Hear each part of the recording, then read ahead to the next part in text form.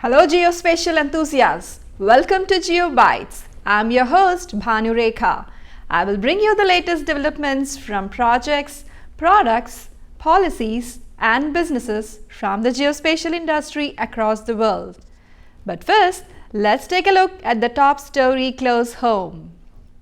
The 2015 Esri User Conference enters day 4 today. Let us give you a lowdown of the happenings at the San Diego Convention Center yesterday. AccuWeather announced a business enterprise portal for access to hyperlocal weather data and services.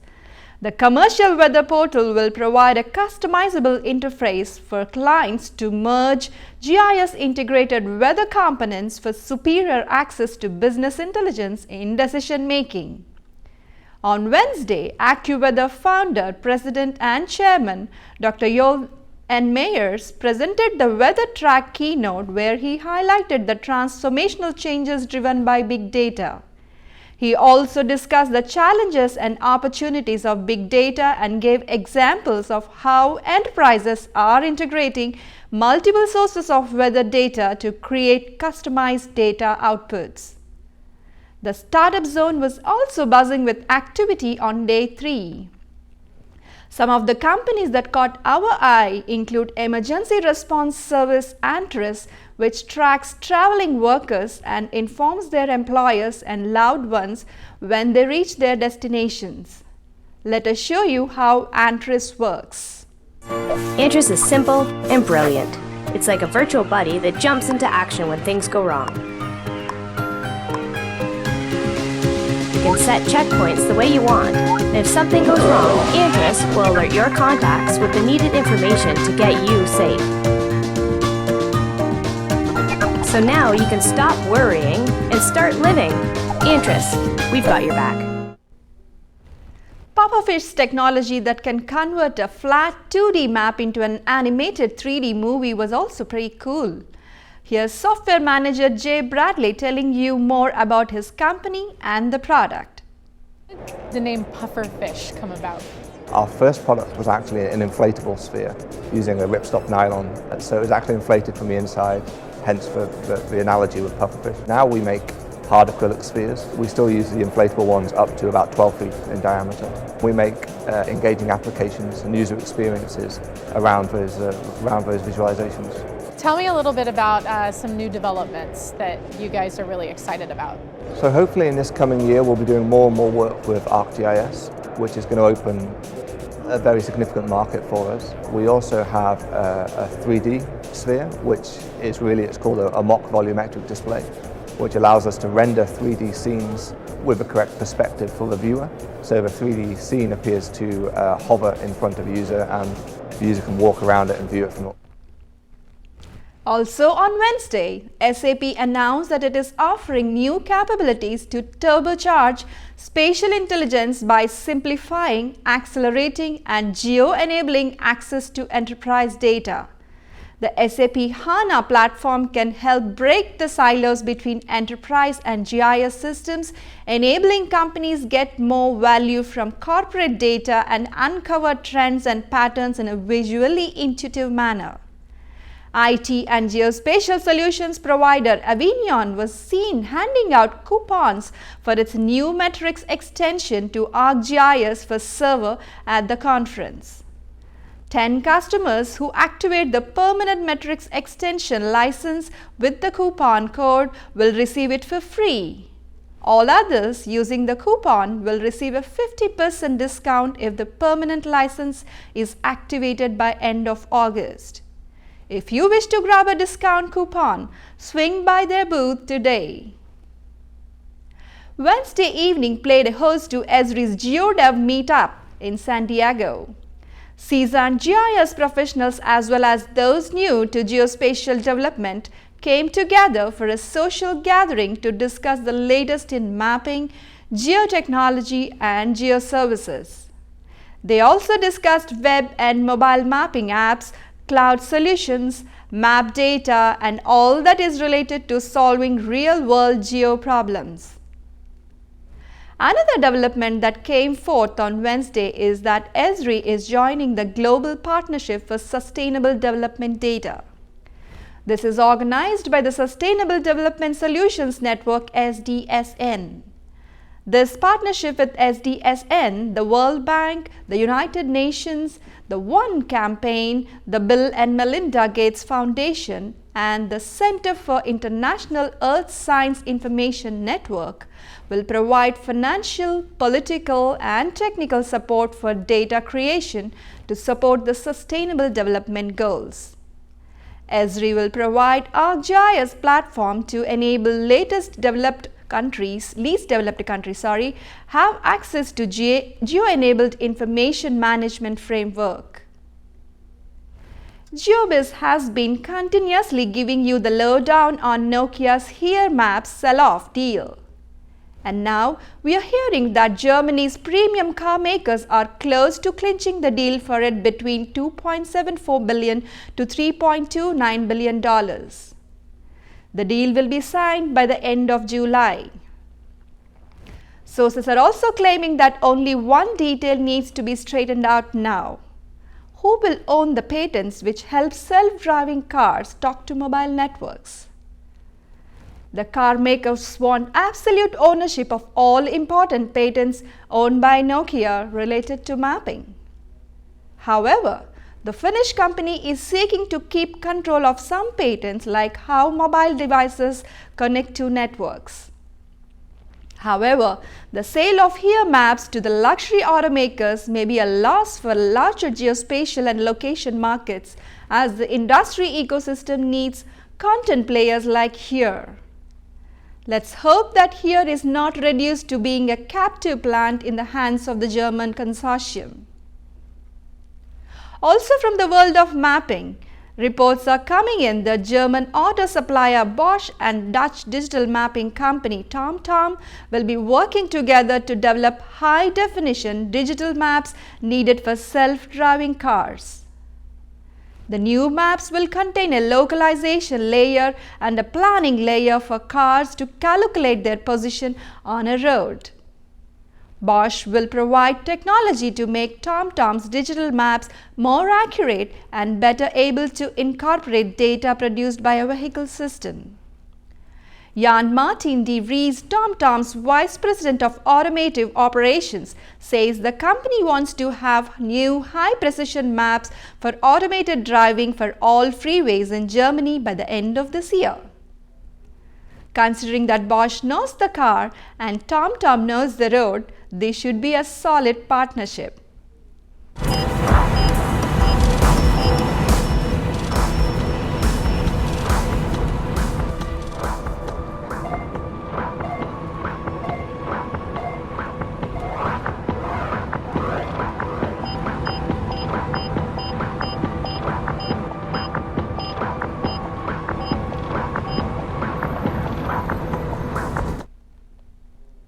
Moving on, in a bid to protect individual citizen privacy, the National Association of Private Sector Geospatial Firms, also known as MAPS, has released a guideline on best practices for firms which are handling geospatial data.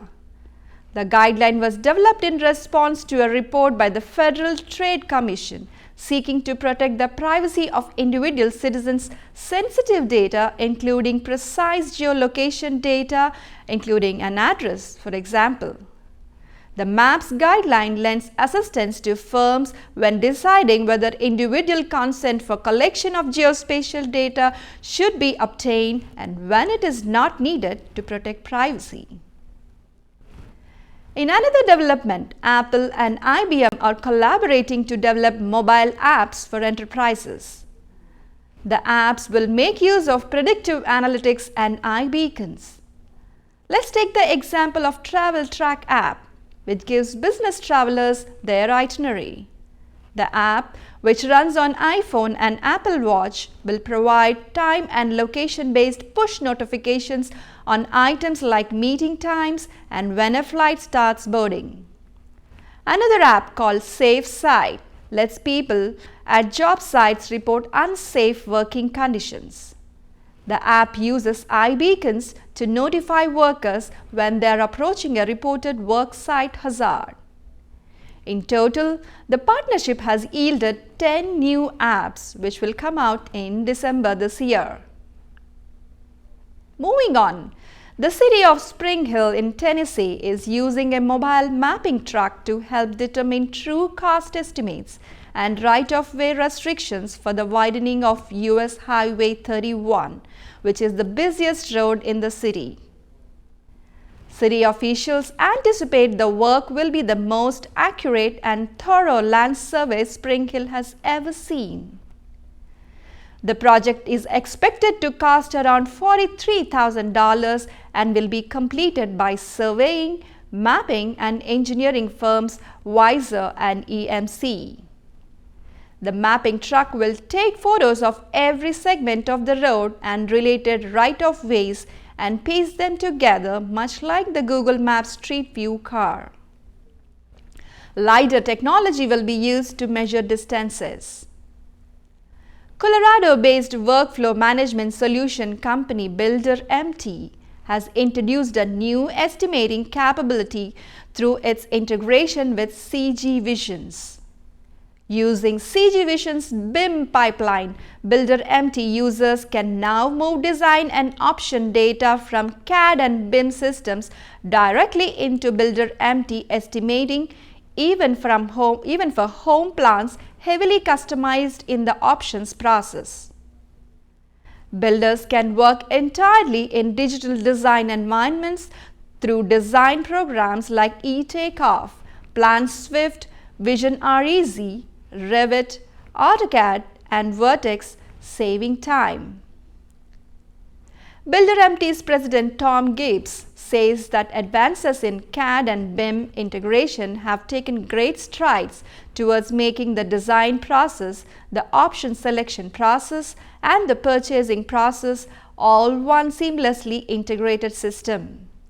He adds that all builders are production custom builders and this integration helps them to ensure margins and profits. We will now slip into a short break, but when we return, we will take a look at some developments from the world of GPS.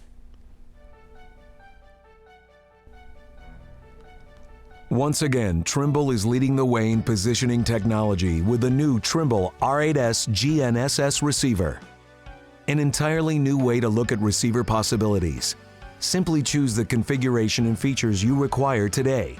Then, add features as you need them tomorrow. It's the ultimate in scalability. With this innovative receiver, you tailor your system to your job, to the way you work. Choose the level of configuration that suits your needs. As your requirements change, the Trimble R8S can adapt. You simply add functionality whenever you want it. Each Trimble R8S comes standard with integrated MAXWELL 6 chips, Trimble 360 tracking technology, and more. All to keep you productive and expand the reach of your GNSS system. Plus, it offers our exclusive web UI for remote monitoring and the new Trimble DL Android app for GNSS data logging. And the Trimble R8S maximizes productivity by easily integrating with the Trimble S-Series total stations and our innovative V10 imaging rover. For ultimate field efficiency, combine the Trimble R8S receiver with a Trimble controller and the intuitive Trimble Access Field software. Trust Trimble Business Center to help you edit, process, and adjust your data.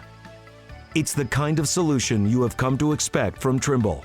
We've been setting the standard in positioning technology for more than 30 years. See how we're raising the bar again with the Trimble R8S GNSS receiver.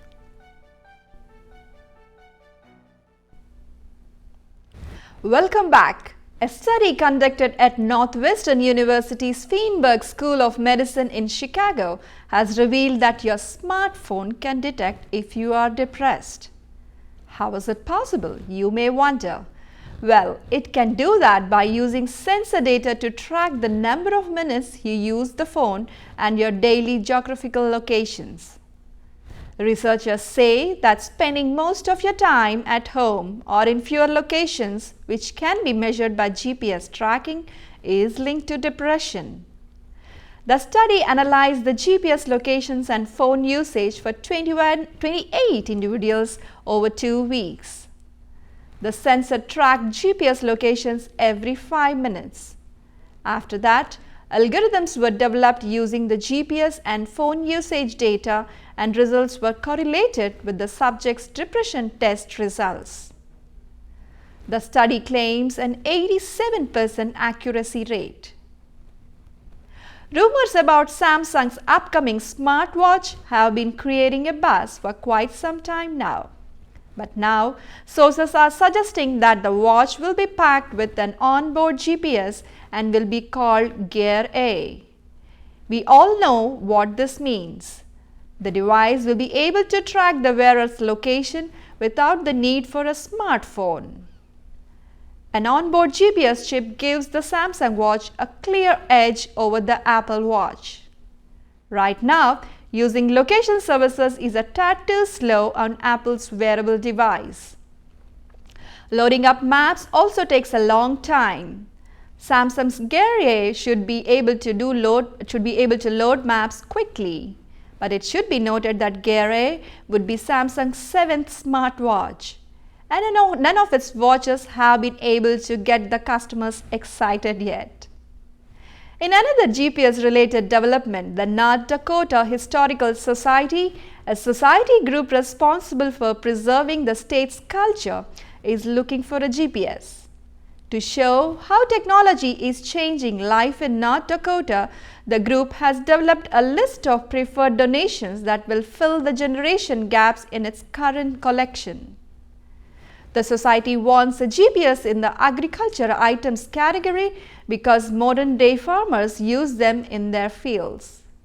Similarly, the society is also looking for microchips that farmers use to identify cattle.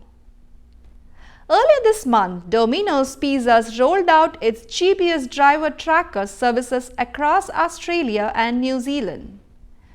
The tracker enables customers to watch their driver on his way to their door in real time, know the name of their driver, and even know what music they like. The idea of the GPS driver tracker was actually born out of the thinking of how do we make our driver fleet safer? You know, our drivers are the heart of this organisation. This is a business that's 54 years old. I started as a pizza delivery driver 28 years ago. And with new technology, we now have the ability to make the driver environment a lot safer. So far, so good. But now, Precision Tracking, a small Sydney-based IT firm that builds custom GPS tracking and Internet of Things products, has claimed they are the ones who invented the GPS driver tracker. While Domino's has denied the claim, Precision Tracking has declared on its website that the team put up its livelihoods on the line and spent 3 years working hard to get it working right and make it great. The company claims to have a patent on the technology and plans to enforce it. That's all we have in GeoBytes today. Find us on www.geobiz.com and follow GeoBuiz on Twitter. Stay tuned for exclusive GeoBuiz coverage from Esri User Conference.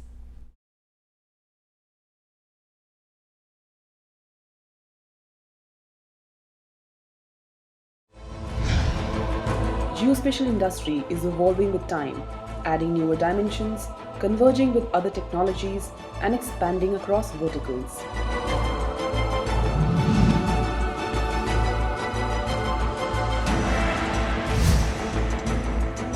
Feel the pulse of its growth story.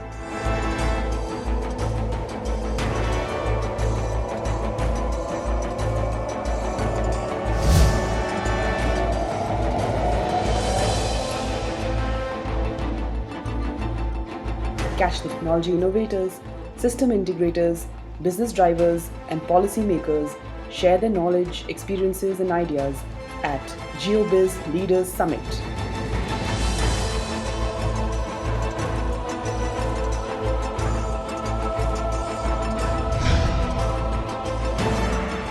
Join the knowledge pool.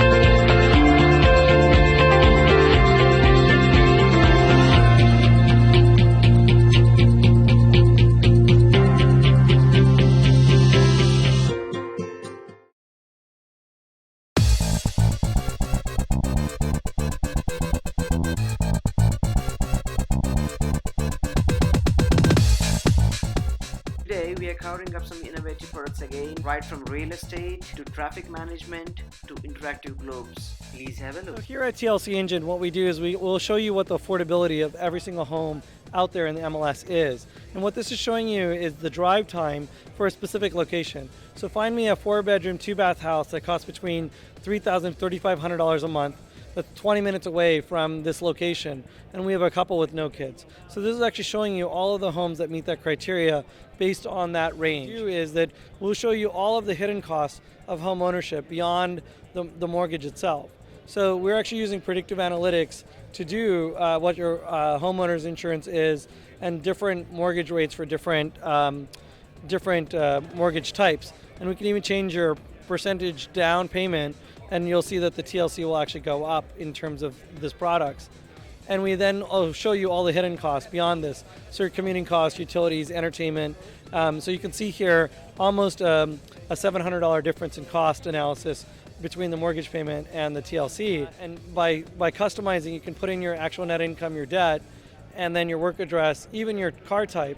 We will then sit there and customize it even further. Once you hit the calculate button, it'll be calculated to your specific cost for you for this particular home, and we'll show you what your net debt is and your total monthly savings, and then looking at the tax savings. But looking at that monthly savings, it'll actually tell you, answer the simple question, can I afford this house or not? Did you ever think that you can find out with the technology how many people are walking on the roads, how many people are entering your store, how many people are currently in a mall? So these guys are actually doing that cool stuff. So we're Place Meter. The way it works is that we connect to all kinds of video cameras, be it traffic cameras or security cameras, and we process them in real time in our servers.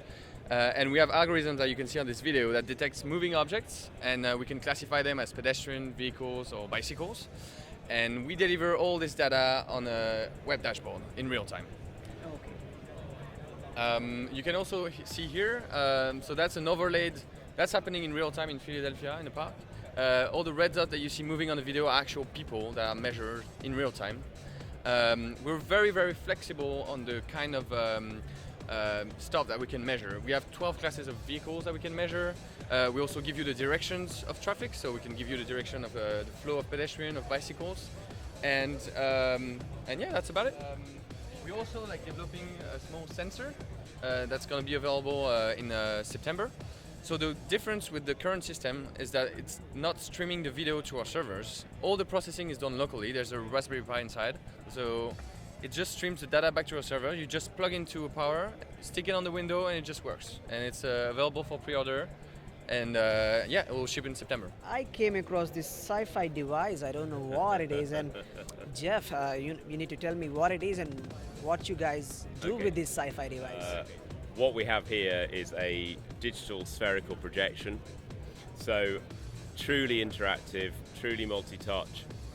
What we're looking at here at Esri in particular, what we're looking at is being able to represent Esri data sets on the sphere.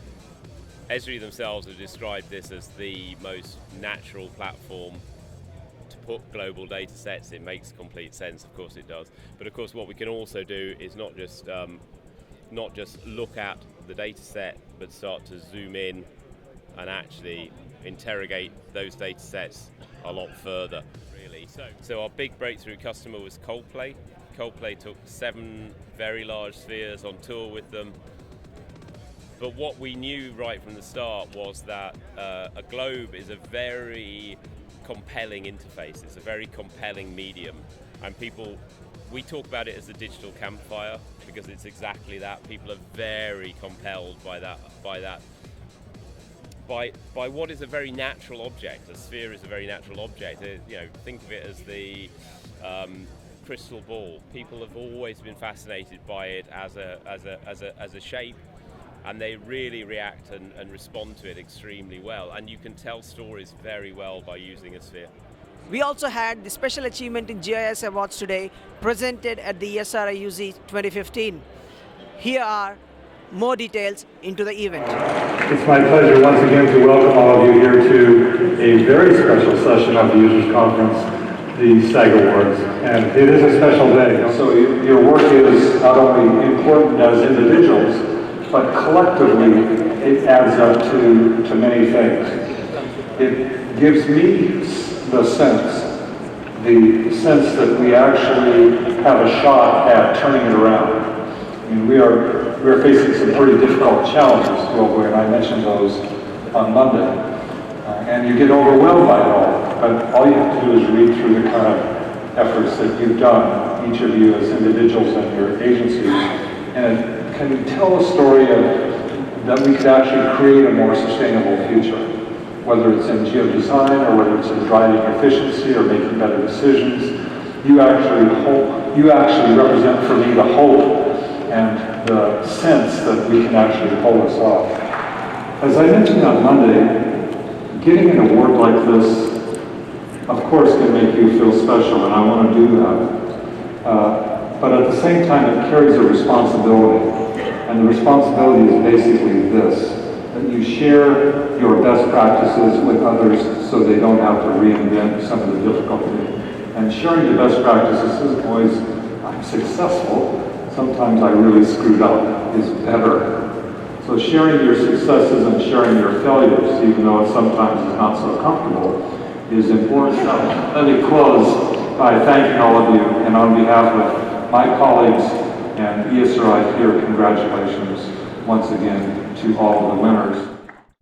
The specialty at this year's awards are 24 young scholars getting the awards. Let's have a quick look. Hi, I'm Michael Gould from the education team here at Esri, and we're happy to be welcoming 24 Esri young scholars from 22 different countries. You can see them behind me. They've all been selected by their respective Esri offices as being sort of the best students of the year. They've been flown here to the user conference in San Diego. They're receiving an award, and they'll have a photograph now with Jack Dangerman, and we're happy to have them here. Happy to support education. So I'm Billy Hayworth. I'm from the University of Sydney in Australia. I won the Esri Australia Young Scholars Award for some work I did looking at spatial patterns of graffiti removal in Sydney to make some comment on the effectiveness of graffiti policy. So my name's Patrick Rickles. I'm here to accept the Young Scholars Award on behalf of Esri UK. I'm having a fantastic time. It's my first user conference. It's been great to go to the education user conference as well. Lots of informative stuff and great apps. I'm looking forward to applying this in my research unit soon. My name is Jabulani Siteleki from Wits University in South Africa. I got this award for an honors project I did in my school in archaeology and GIS. So I got this award as a young scholar representing South Africa. Thank you. Hi, I'm Adrián Castelló Martinez. I came from Spain, but actually here representing Switzerland from ETH Zurich with my work in creating an emergency detector for cyclists, for long race cyclists, in which managers can detect automatically accidents and cheating and so on. So in order to be more safety. We also spoke to some awardees from the Asia Pacific region, and here is what they have to say. At Singapore Land Transport Authority, we make use of ArcGIS technology to help us with the geo-analytics that we can employ so that we can improve bus services. This has helped us a lot in achieving this award. Hello, I'm Nathan Hazelwood, and this is my colleague Michael Jin. We're here representing the Geospatial Future Mode of Operations program from Auckland, New Zealand.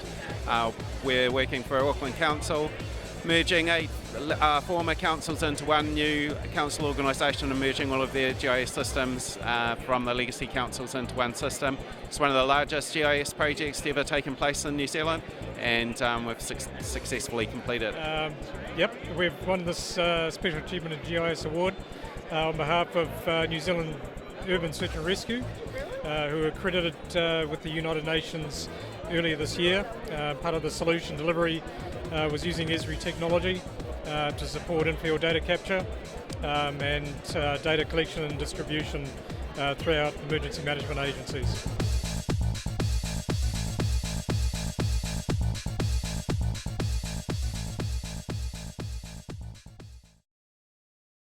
Can you tell us a little bit about Geo and what it is that you do in the organization? We have a lot of obviously formidable competitors in the mapping space. But saying human geo, I was like perplexed. Why the name human to the geospatial angle? If we think about land, I mean, land is a key core to prosperity. Thank you, Hugo, for speaking with GeoBuiz and Geospatial World. ASPRS is adapting to new ways of outreach and reaching out to many professionals across. ASPRS has been around a long time, over 80 years now. Yeah. Hello, welcome to GeoBuiz. We now have a very special guest in our studios, Dr. Michael Hauck, Executive Director, American Society of Photogrammetry and Remote Sensing. Welcome, Professor Michael. It's a pleasure having you in our studios here. I would like to first ask you, what is the mandate of ASPRS? How ASPRS is fulfilling a mandate with what kind of activities? ASPRS has been around a long time, over 80 years now. Yes. And it's evolved over the years as the technologies have changed and the interests of its members have changed. But fundamentally, the things we do are basically promote the profession associated with imaging, geospatial information, remote sensing, photogrammetry. We're a professional society, so we're really about supporting the members and their activities. And so we do this with technical activities where we exchange information, we network. We also promote standards so that people can interoperate. We have professional education so that people can stay current, and we have certifications so that people can show that they have met certain standards and met certain technical level of qualification. And of course we also have publications where our journal, I happen to have a copy with me, PENRS. Okay, thank you. Very proud of the continuous publication for 80 years. So we share out information that way. We have conferences where our members get together, they share information, we have workshops, we talk about what's new and exciting. So all of those things we do together. And of course we cooperate with other organizations where we have like interests. Okay, you talked about ASPRS evolving with the changing, or rather the innovations that are happening in this space. How do you see the character evolving in the last 10-15 years, and how ASPRS has actually adapted to the changing needs of the professionals? Very interesting things going on in the markets around UASs, UAVs, unmanned aircraft systems. So we actually responded, we just stood up a UAS division within ASPRS just in this last year. I did that in 2014, this is 2015. And so technical activities around that, holding specialty conferences associated just with UASs and testing out the technology. So we've been flying some drones, sharing software on some common mapping problems, trying to understand how interoperable the systems are. Because that's one of the things, you know, when you have an emerging technology that people want to use, the question is how good are the data that result from that? What can you do with the data you've never been able to do before?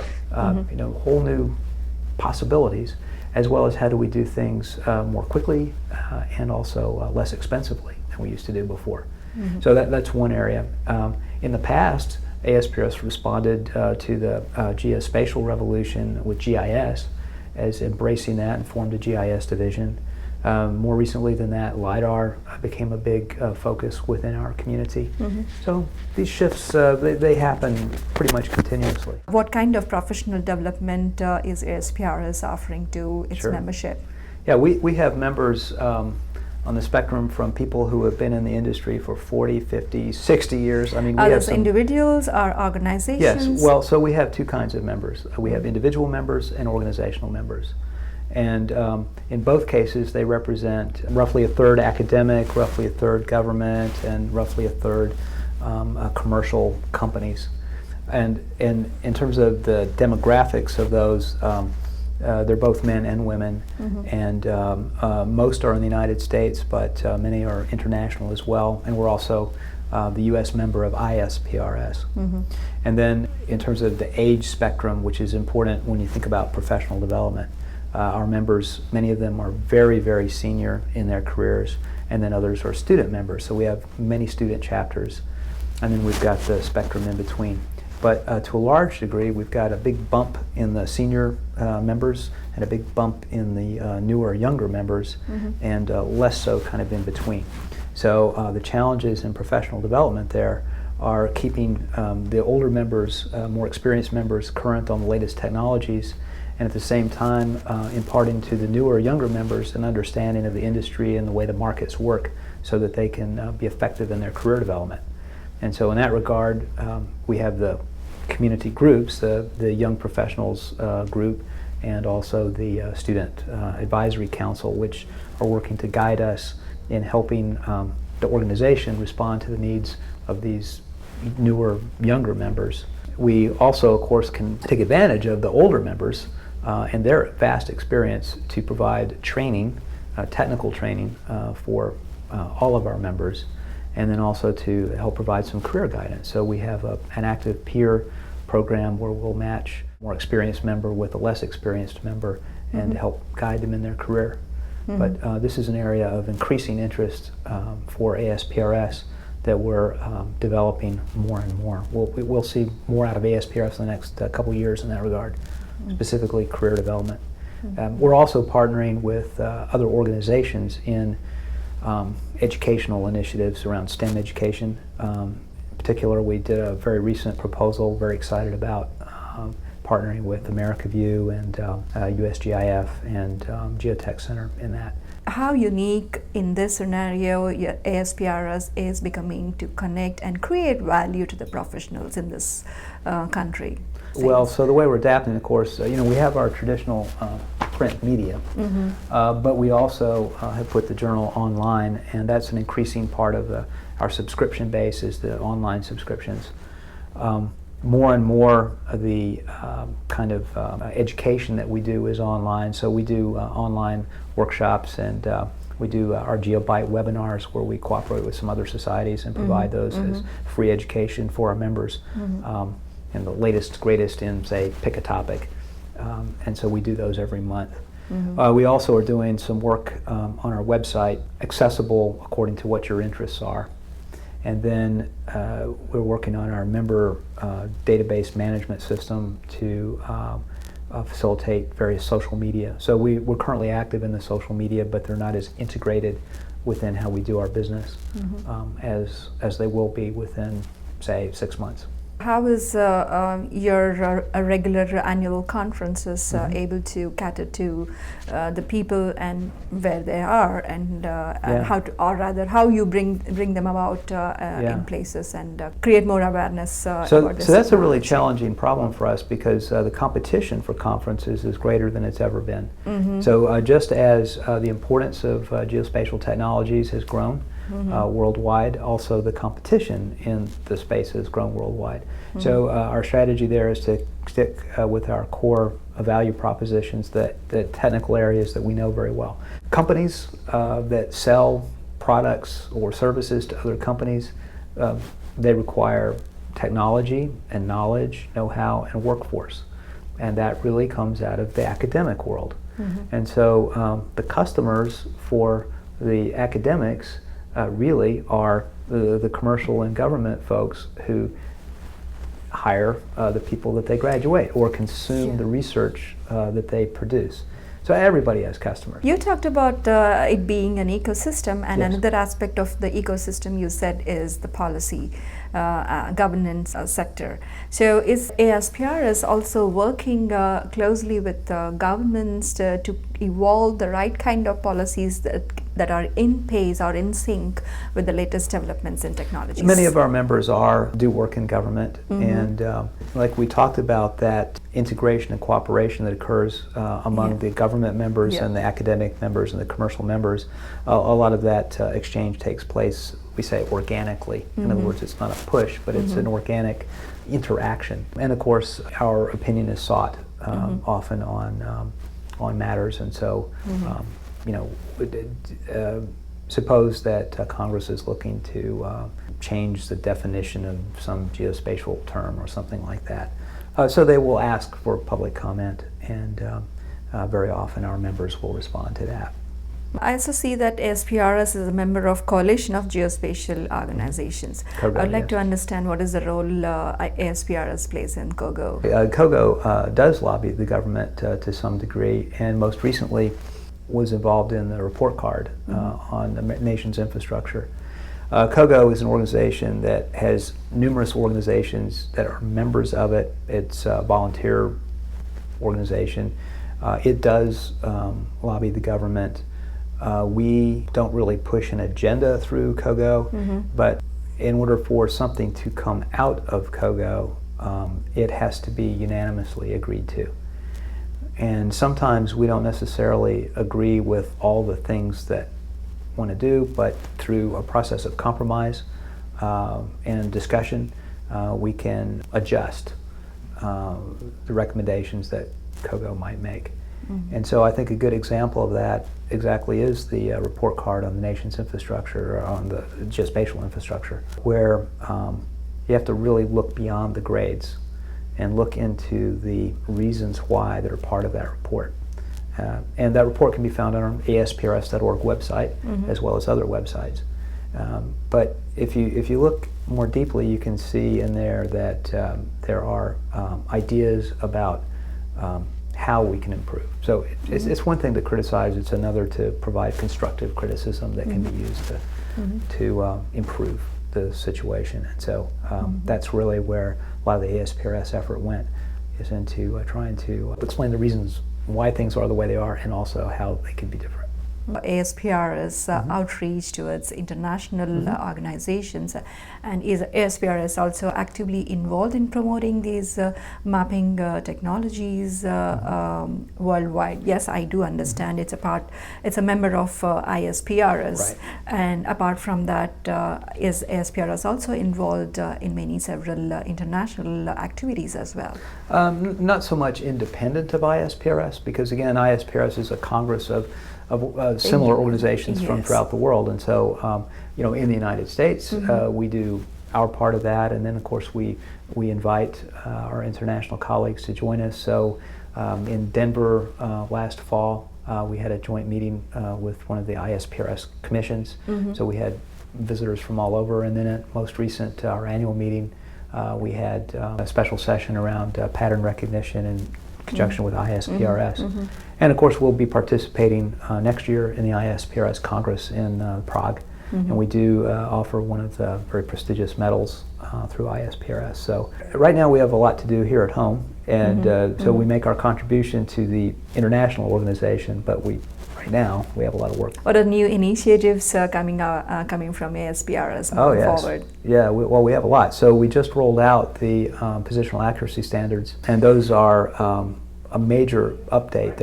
They've been really needed because our old accuracy standards were largely based on some of the old mapping technologies, and mapping technologies like LiDAR and digital mapping and digital photogrammetry have changed some of the definitions, some of the things that you can do. So a big one was that geospatial accuracy standards, and we're running that through the necessary processes for international standardization. It's a process that takes a long time.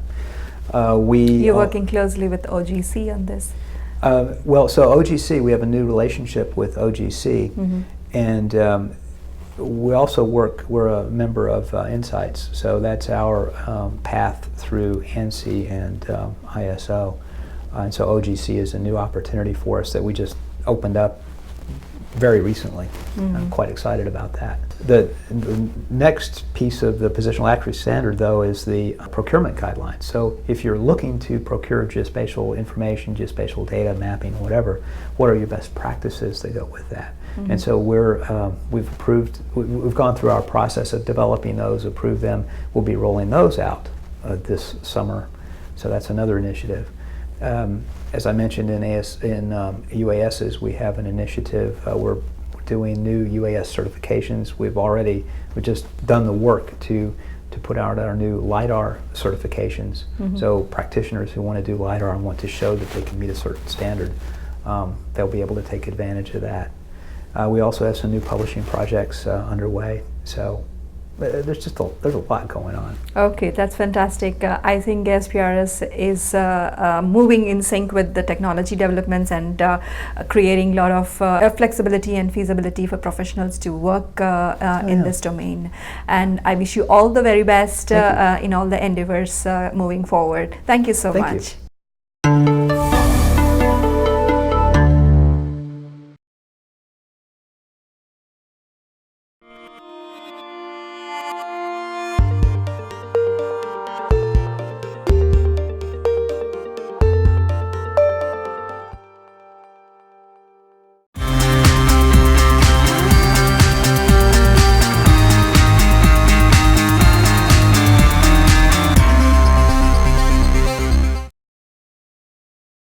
Topcon Corporation, for those who are not familiar with, was born in 1932.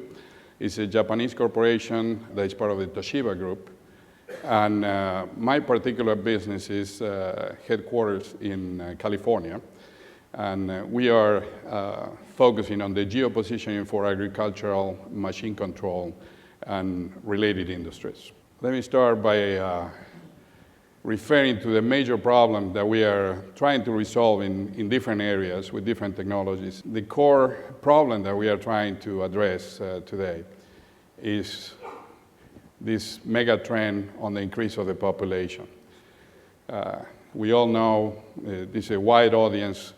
Population growth is not only expediting and accelerating, but is unstoppable. In 2012, the population was estimated to be 7 billion people worldwide. That's double the population from 1967, and is, of course, expected to grow in 2040 to the order of about 9 billion people. So what is the challenge?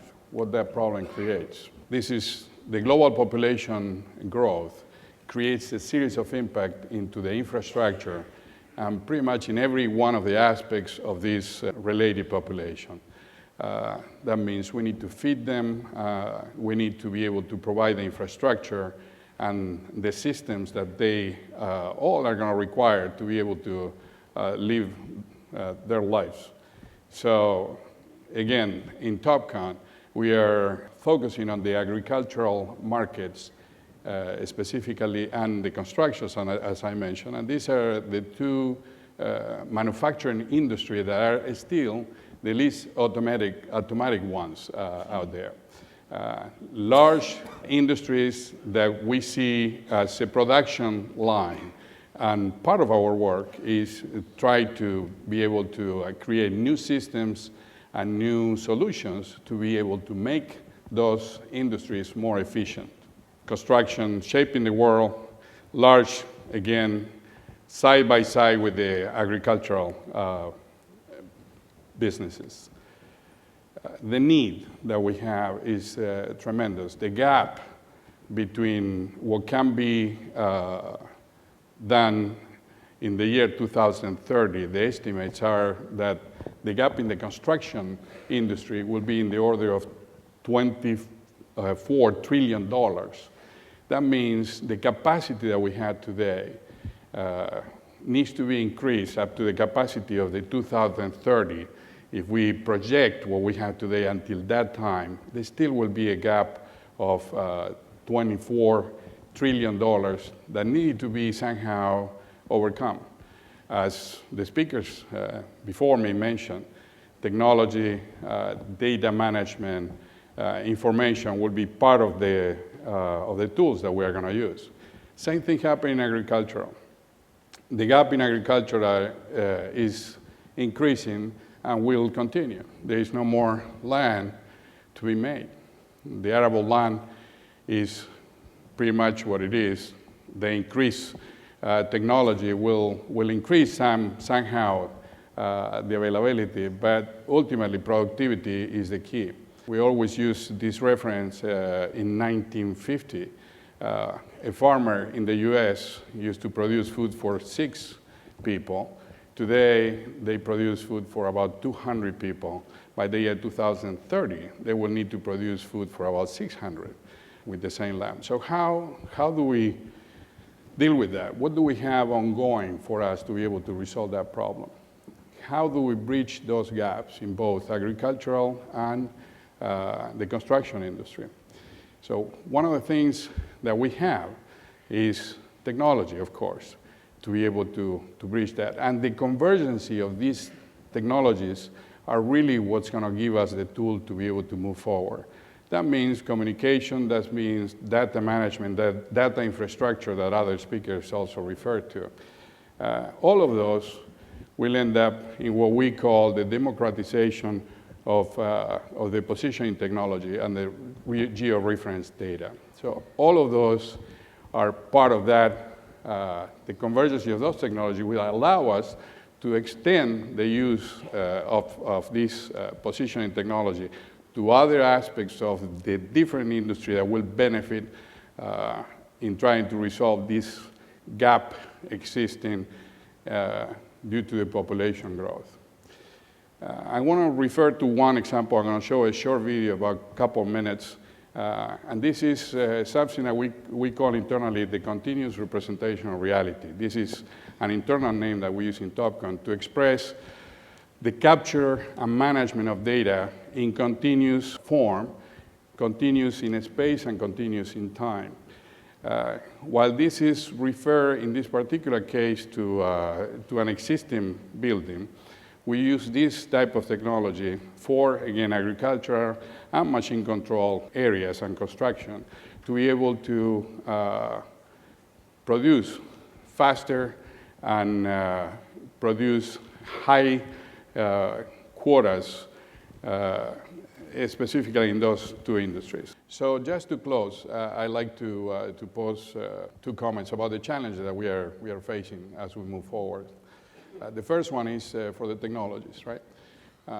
We will continue to hear, again, the different presentations. You'll hear about the infrastructure, the data infrastructure that is all moving, the communication infrastructure that is all moving. So you have all these different technologies converging, creating these particular infrastructures that we need to be able to create the solutions that will allow us to produce more, to be able to feed those people and to clothe those people and to house those people that are coming.